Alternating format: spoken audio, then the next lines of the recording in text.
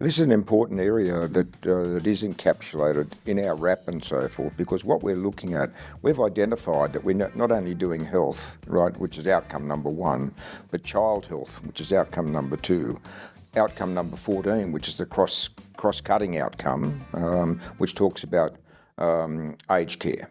Right? It talks about alcohol and drugs. Right, so there's a whole range of the 17 socio-economic outcomes that we can attack, and this is exactly what Kim is talking about in terms of the outcome is much better when you start talking about that combined approach as opposed to we can put in nurses here and so forth. It's exactly to achieve that outcome, better health and so forth. Steve, I've never heard anybody able to quote particular clauses from closing the gap.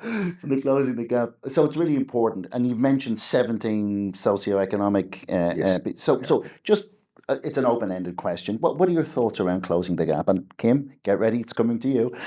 What's your thoughts around closing the gap overall? Look, closing the gap is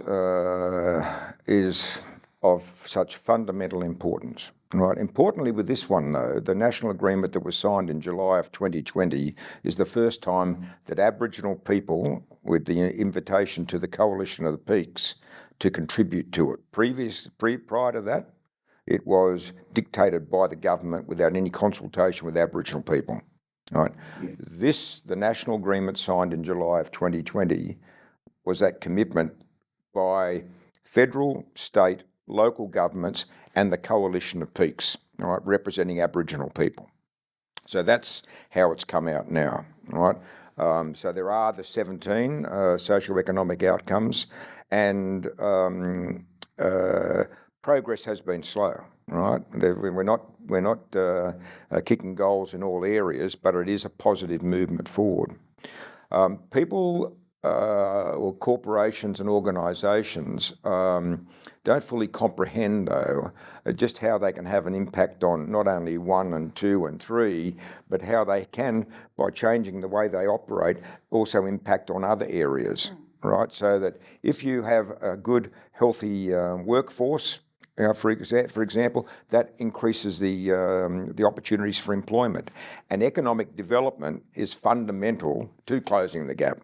So it's a matter of looking at all of those particular areas. So it's not, people think, okay, we're closing the gap. Well, hang on for a second. As we have done in our RAP and that, we've identified those specific areas with the foundation, with RARC, with Equity Health and that, of how we can attack those particular areas. And I think that's a big difference, right? So that we have a focus on the 17. Within those 17, I think we've got 6 that are specifically identified as a result of our capabilities, our broader Aspen Medical capabilities. Kim, closing the gap? Closing the gap is a guide for all of us and a standard that we need to look at in the ways we deliver services for our First Nation people. I would be one always to holler Aboriginal community control, but we're 3-point-something% of the population. The other 97% is essential to help us close that disparity that exists. And that's what I say about Aspen Medical. It is a global entity that has a subsidiary that is working specifically black to do the business that needs to be done. Being resourced by the expertise within a global entity, why wouldn't we want to suck that goodness out? And it is reciprocal because it demonstrates capability within the larger company, but it is really not just having that RAP, it is really doing the work and supporting the work and resourcing the work that needs to be done. This is the way our communities want services delivered to them, lifting Aboriginal community control, working in partnership are just two areas that we are concentrating on within our program.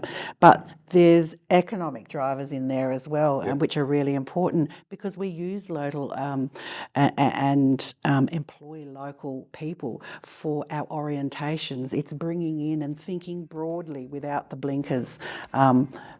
Delivering the work that we do. So closing the gap, yes, it's important. It's a guide for us all to follow. The disparity can't continue the way it is. You know, I'll be gone before I get to use my super, you know? Life chances for us are so much shorter. It is 2023 and we've got to change that.